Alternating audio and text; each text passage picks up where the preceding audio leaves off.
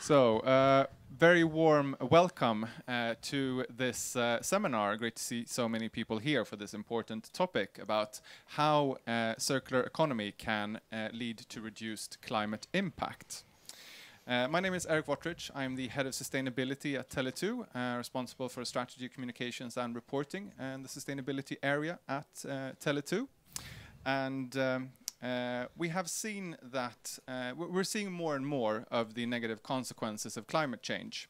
And we see also that we have increasing demands from various stakeholders, such as customers, investors, and employees that can lead to both new challenges, but also opportunities for companies. And one such opportunity is to really get the most out of circular economy and how that can be used to lead to reduced climate impact. So to discuss this topic, we have gathered a very esteemed panel that will be introduced to you shortly. That are all representing companies that are leading in their respective industries and are here to share their knowledge with you. I'm going to start off briefly from a Tele2 perspective. We have set advancing circular economy to combat climate change as one of the 4 focus areas of our sustainability strategy. We are carbon neutral in our own operations since 2020, but we see that we still have big emissions in our value chain, in our scope 3 that comes from our suppliers. And here we really think that an increased circular economy can really contribute to bringing those emissions down. We've set a goal for 2025 to create new customer offerings both towards our B2B and B2C customers that are built on a circular business model and reduced climate impact. And to be able to achieve that goal by 2025, we have set a number of activities, that are ongoing. First of all, we're looking at what processes do we need to have in place to ensure that all of the hardware that we use and that our customers use can be a part of a more circular flow of resources. We are also developing new customer offerings that are based on a as-a-service model.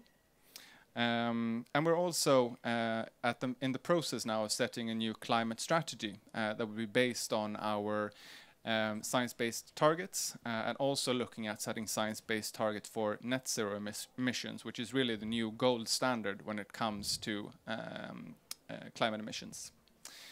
And finally, as I mentioned briefly, we see that most of these emissions come from our supply chain.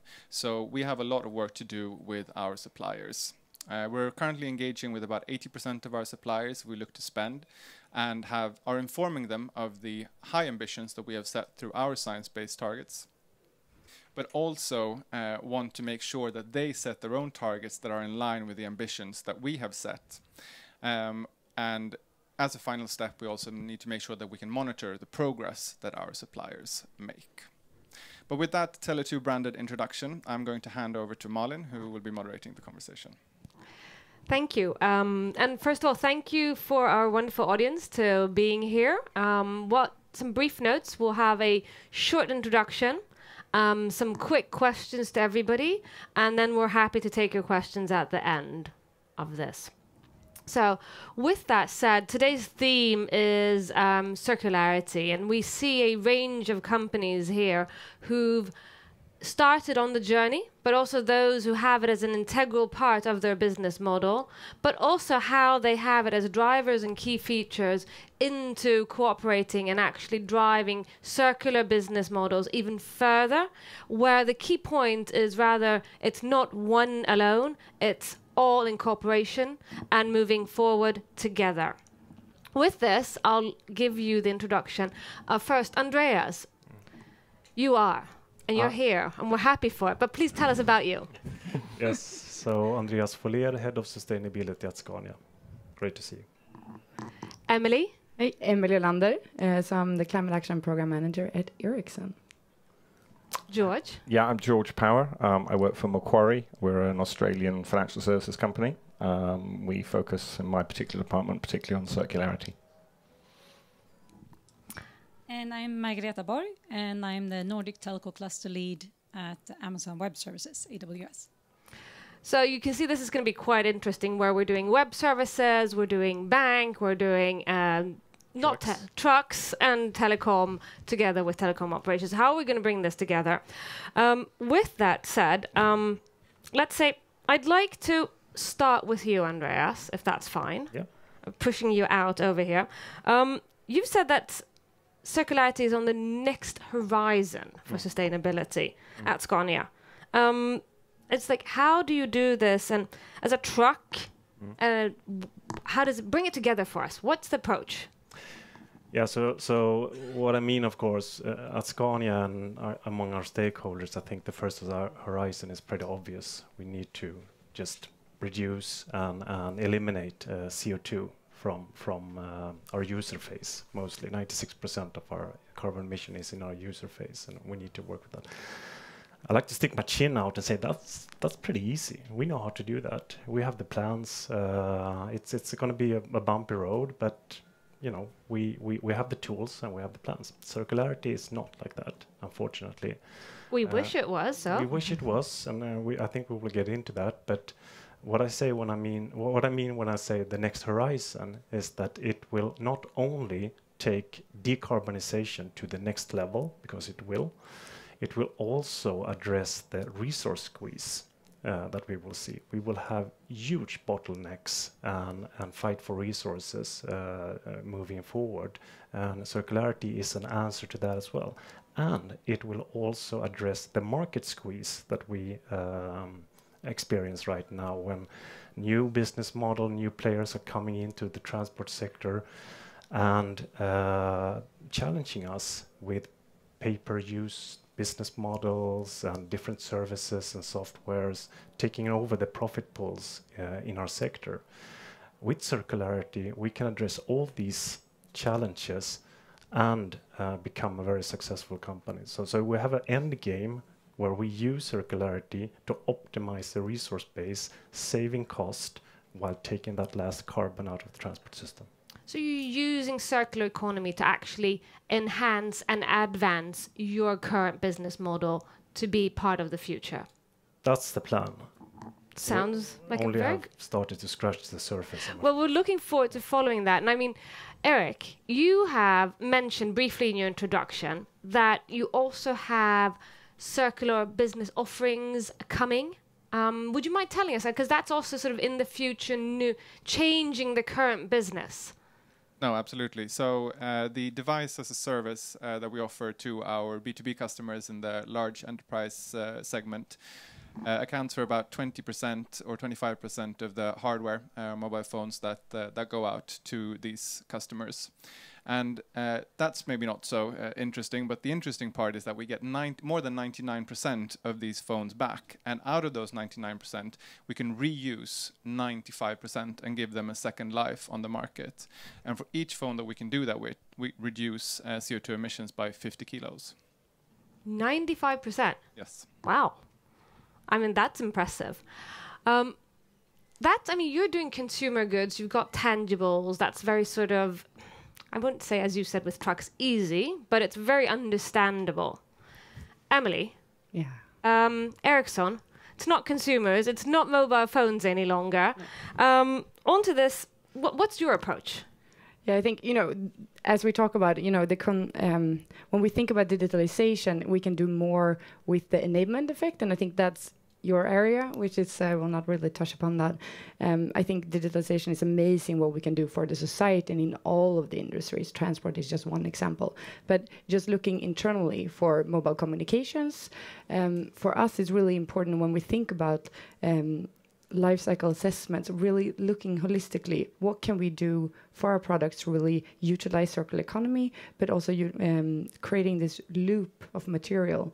And for us, when we sell a product, it's going to be maybe 10 years on the market if we just talk about connectivity. And the energy consumption, scope 3 for those who knows, it's over 93% of our emissions. So it's really important. So that's where the bulk is. Exactly. Okay. So, it's downstream. We're using the products for like 10 years. Of course, that's going to have an impact. So it's really important to think about when we think about circular economy and will we take back a product and put it again on the market?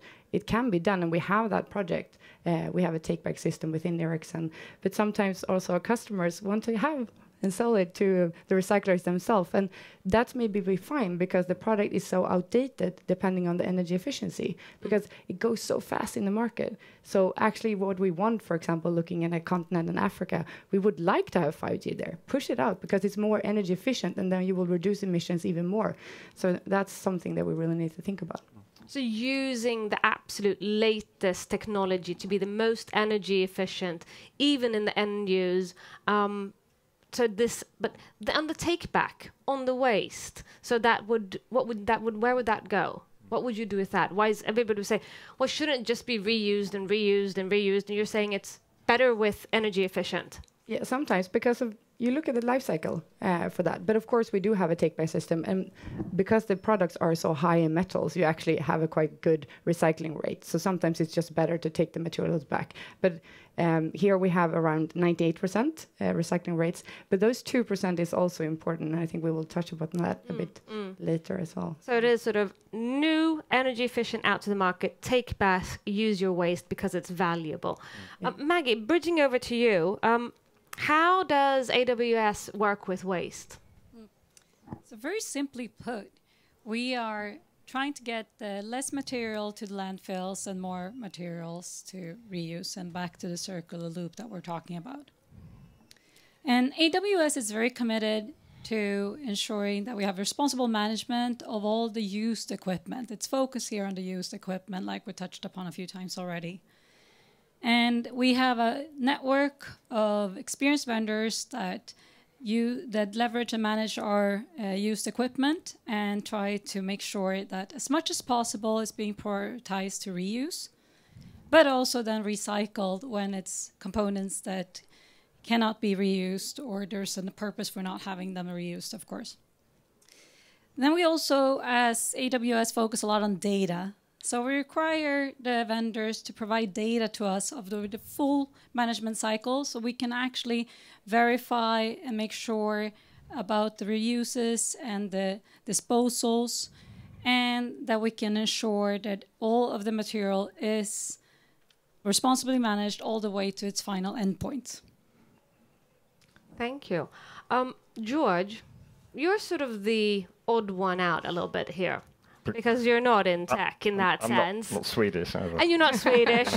Another point. You're not dressed in orange. But looking into this, you're saying that when we discussed that, you've said that the mobile technology in this industry is particularly well suited for circular economy business models. And how does this go together with a bank? I mean, can you just elaborate, bring us through this thought? It may not be too obvious, but yeah, I mean, so our history as a bank is we actually created the first smartphone leasing program back in 2011. And one of the themes that came out from our history since then is how strong the sustainability angle to offer is for customers.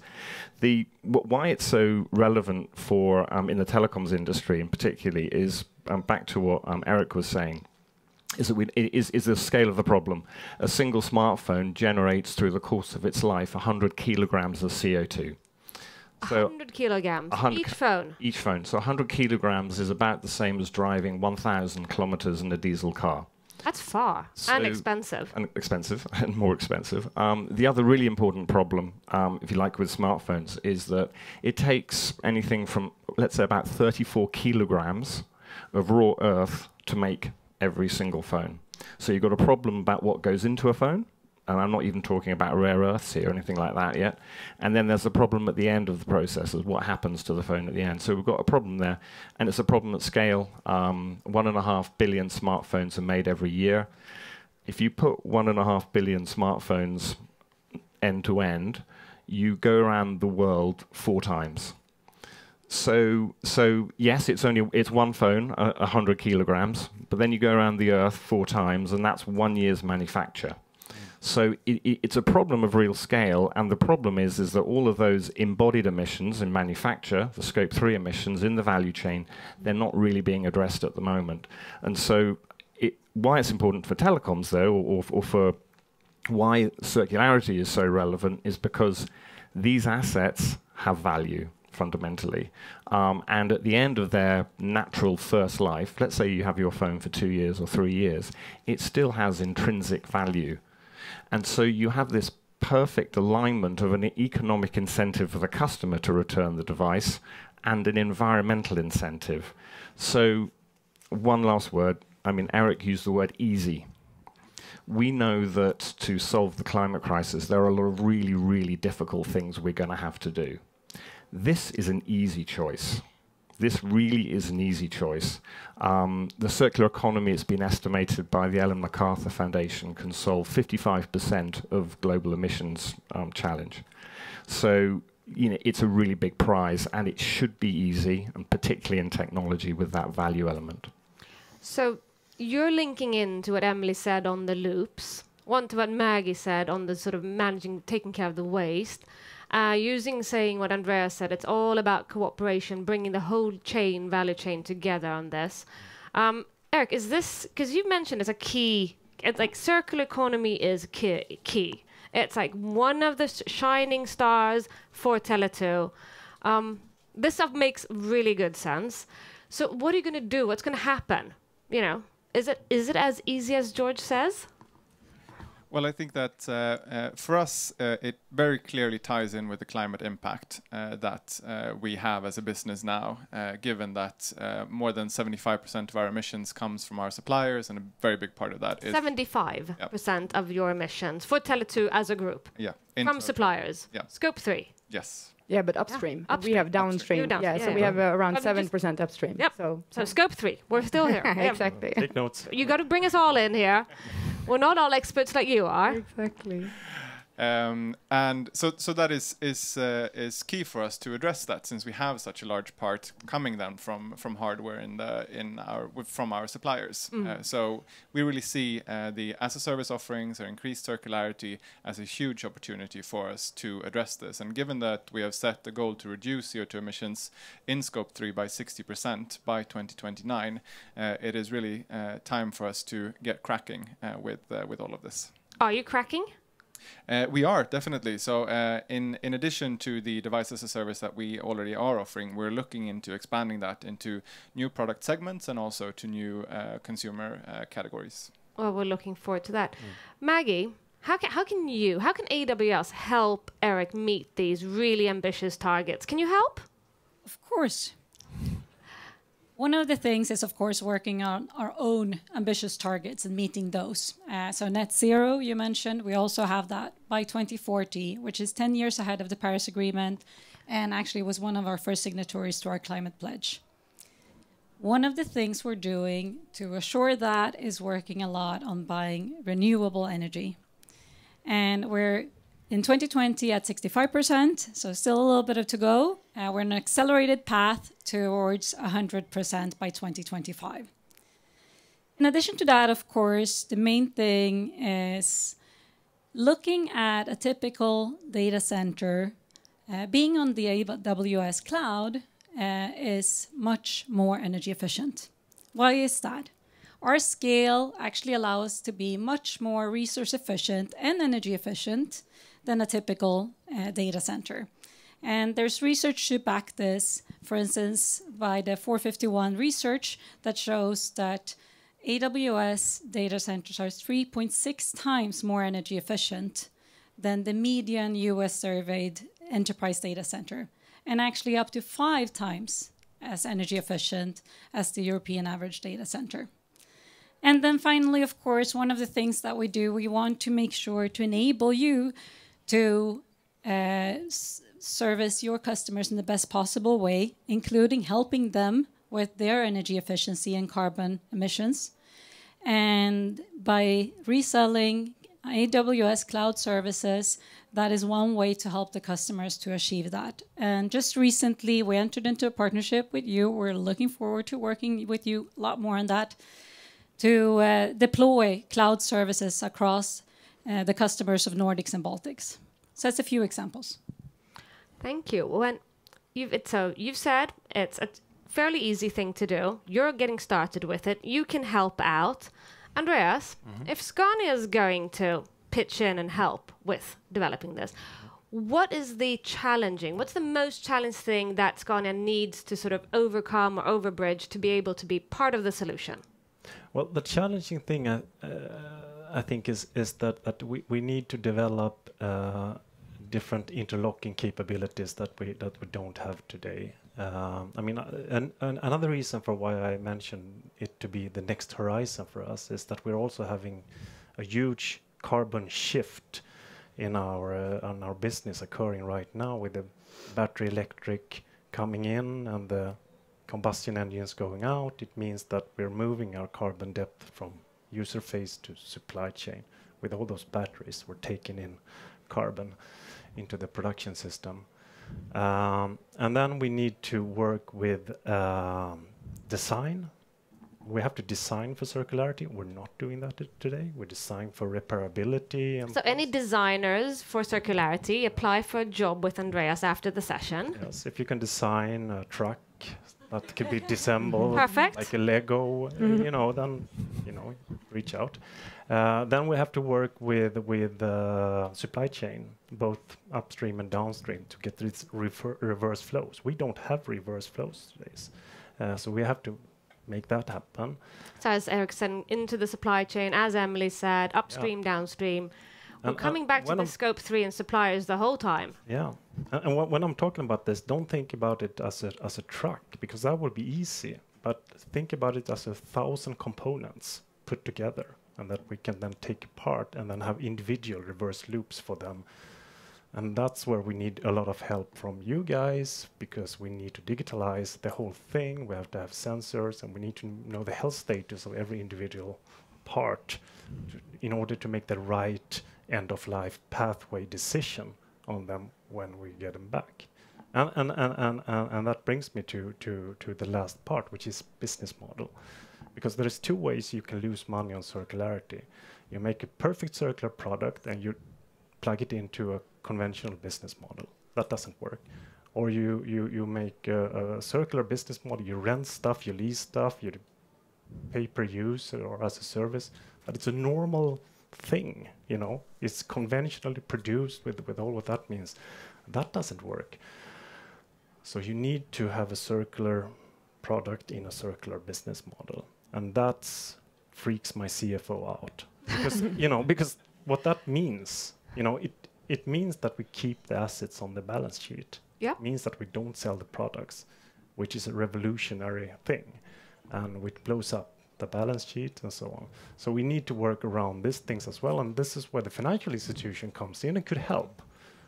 Which is, and I mean, that is, I heard two brilliant torches. George, please take the first one on to the sort of banking, the business model, financial sector. So the question is, I mean, what are the barriers that need to be broken down here? For how can Andreas CFO not freak out whilst they're keeping it, or Eric CFO not freak out when they're going into leasing instead of selling? So what are the barriers? What needs to be broken down? My view is, I think the barriers are... Actually, I'm not going to focus so much on the supply chain. Oh. Because in my mind, the circular economy is about changing customer behavior. So in my mind, I'm thinking more about the customer, changing their attitude.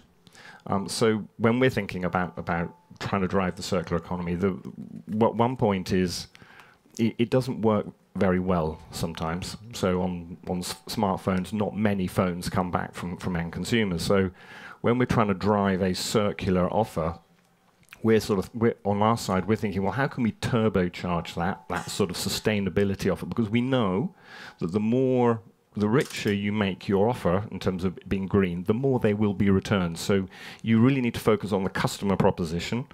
We need to grab hold of this opportunity, which is in the market today, I believe, where with customers. Let's have a quick survey. How many here have returned a smartphone at any time?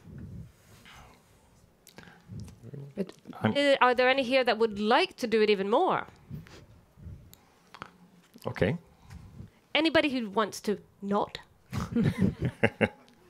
Perfect. You've got a super crowd here. That's fantastic. So I think, I mean, in my mind, there's just to finish off on that point. One is also grabbing that moment in time we have at the moment where customers are thinking, I don't need to own stuff, I need to use stuff. So there's a mindset shift, I think, of people between sort of from ownership to usership. And, you know, you see that people renting bikes, whatever. So I think, you know, my mind, the device as a service model for enterprise is absolutely relevant for end consumers. And the last point, I think, is what's needed is some courage as well. Because I see many companies sort of wanting to talk about sustainability, but maybe being a bit nervous about really putting it at the heart of their brand. Because, oh, well, you know, can we talk about carbon? Can we talk about this? But the problem is that you're only going to make a difference when you engage customers, and engaging them with some really exciting projects that you can do, which are going to be addressing some of these carbon emission problems, I think is a really good way to engage them in the problem, but also get them involved in what is something of a solution. So it's taking in, getting more courage, specifically into CFOs then, seizing the opportunity in the sort of this little time and space we have now where people really want to do this, which was obvious. But Emily, how can you pitch? What is your part of the pitch? We have everybody assisting. What is Ericsson going to do, and what can you improve for circular economy? Yeah, I think, you know, it's awesome to have everyone saying what you want to say, right? So I can just finish off saying I agree. But actually, I think we can do so much if we just start with the climate part of it. I think, you know, really working for our customers to help with the net zero. I think, you know, taking the great net zero step now, like action starts now. And we also have the same net zero commitment for 2040. And I think the telecom sector as such are really good in leading the way, you know, really reaching the race to zero breakthrough first of all. And I think that's so important to remember, because we have quite a small global impact, but we can enable so much more. Like talking, as Andrea said, you know, we can do so much more in that sector. So I think really working with the customers to see how the end users actually, not the consumer as such always, but how can we help them? Because that impact is so much bigger. But then internally, I think because of our products looks a bit different, we have to work quite a lot with harmonization of regulation and standards, because I think EU tried to do quite a lot.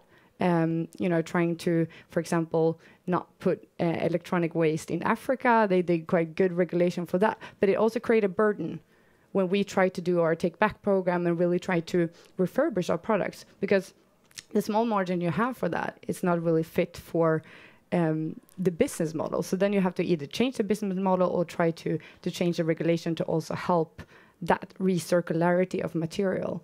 And I think just ending up, I think digitalization as such can also maybe change value chains as we thought weren't really needed. Like we've seen it in the music industry. We've gone from really a resource-heavy industry as such, to quite a digitalized, circular, more democratized industry. And I think that, can we do something else for other industries that could be good as well?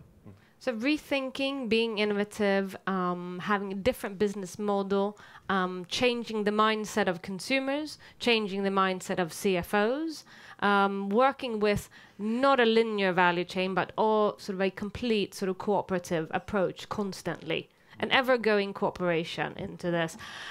Do we have any questions on the sort of thoughts of digitalization, technology, banking, or do we have any of the politicians here who may address something on the problems of all the sort of regulatory aspects that we have here today?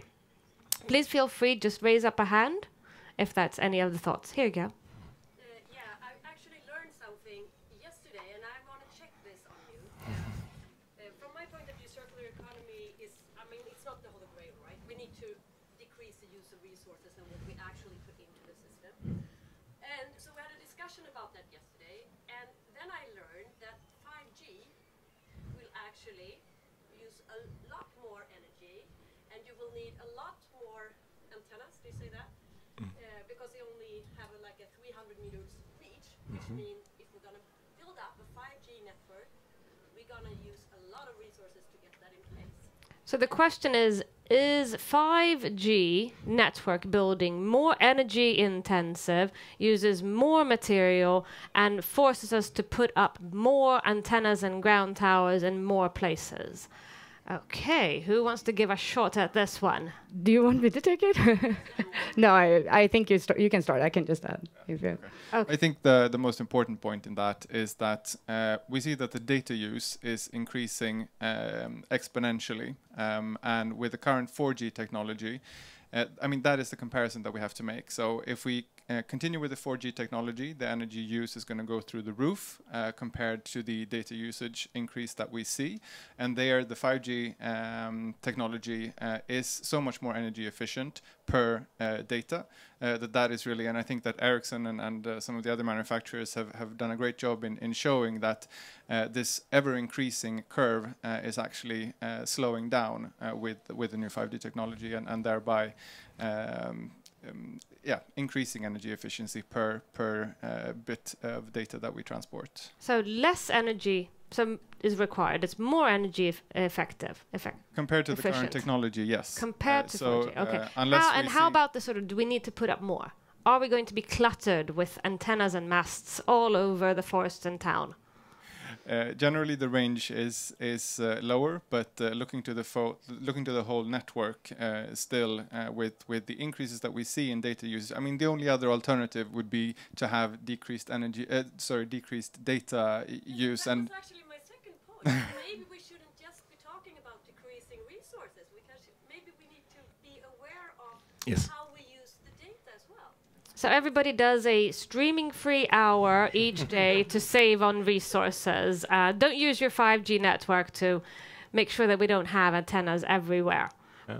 Excellent. We'll bring that with us. And can I add one point on that, You which may is add, which is please. just very briefly, is that I think it's been proven that for every 1 kilogram of CO2 that the telecoms industry puts into the atmosphere, because of the enabling effect we've talked about, it takes out, I think, 9 to 10 kilograms. Yep. So it's really the good guy here.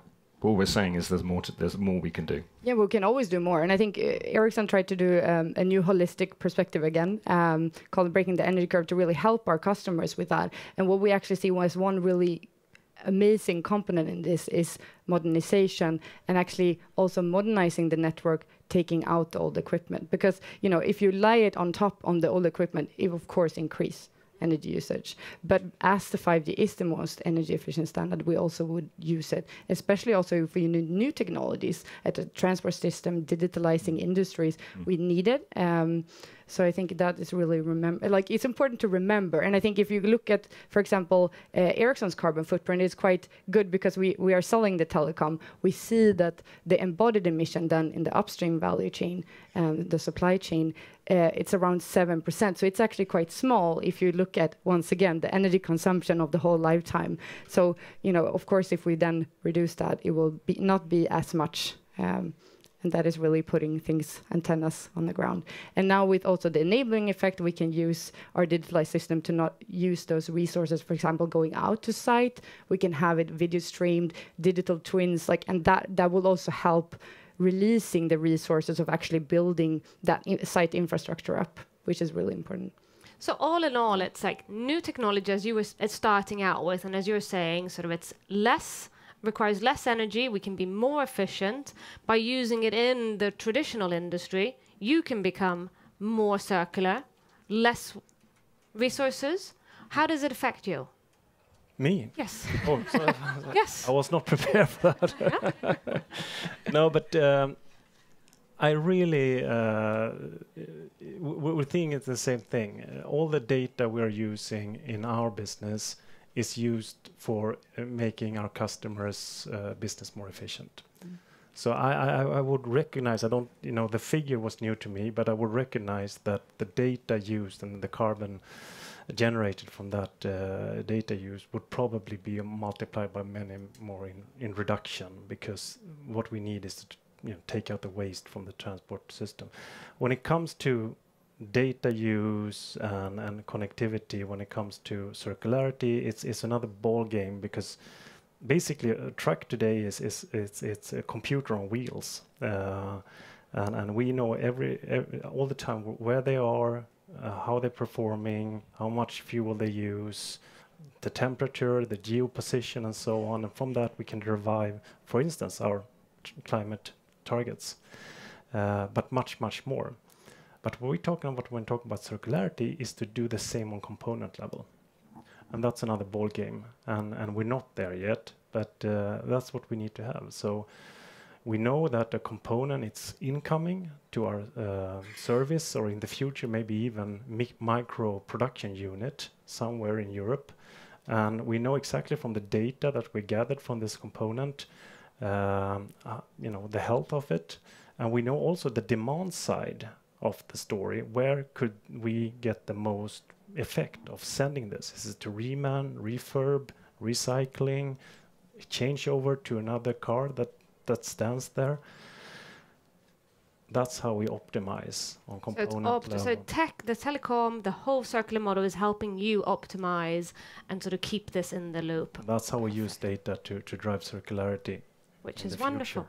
Do we have any other questions that we would like to address before we start rounding up and wrapping up? Okay, before we wrap up, who here is politicians in any kind of regulatory industry, working for public sector, civil servants? Is there anybody in the room?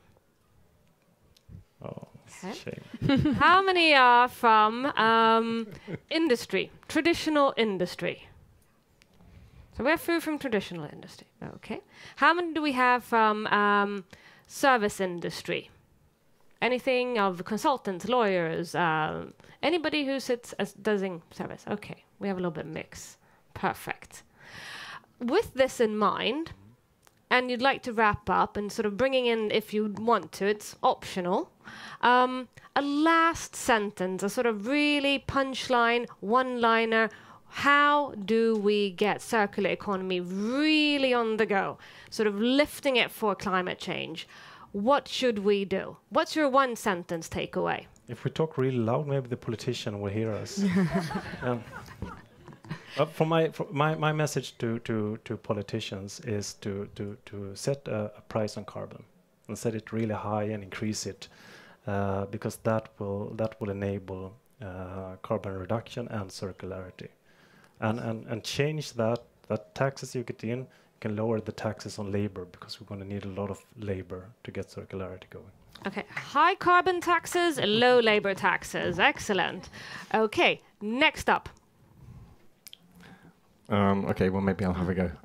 I think I would start by really raising awareness of the problem, and particularly the problem of emissions in the products that we use. So you have to combine that, though, obviously, with a solution as well. And in my mind, moving customers away from single-use ownership to circular rental models is a no-brainer. It's good for their pocket, it's good for the environment, and also making them realize that every phone counts. Every phone counts. We're not going to solve it by recycling one phone, but every single thing that each one of us can do in every little part of our life can make a difference. And starting with your smartphone is a good place to start. So becoming a sort of environmental superstar, becoming a capitalist superstar, and a circular economy superstar starts by recycling your phones. Every single one. So Yep. home and empty your drawers and bring in the phones.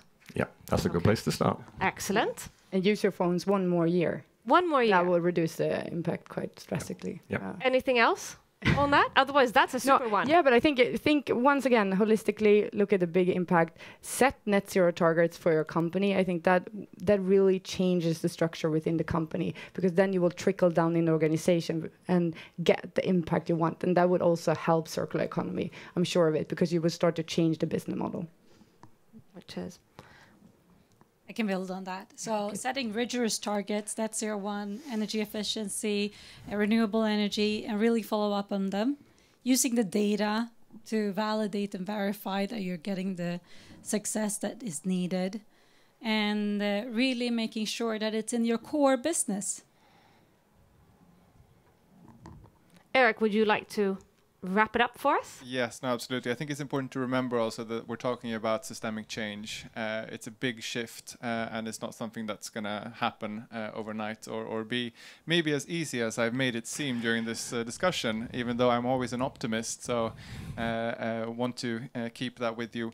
But also remember that the resource inefficiencies that we're talking about, overcoming them can create huge business values and sustainability values, and it's really a great example of where business value and sustainability value goes hand in hand. Which is, well, with that, I would like you for being here, listening, learning, got your sort of tips on how to move circular economy on. Andreas Foyer from Scania, thank you. Emily Olander from Ericsson, thank you. George Bell from Magara Bank, thank you. And Maggie Boy from AWS, thank you. And thank you, Eric, for having us here at Tele2 today. Thank you very much.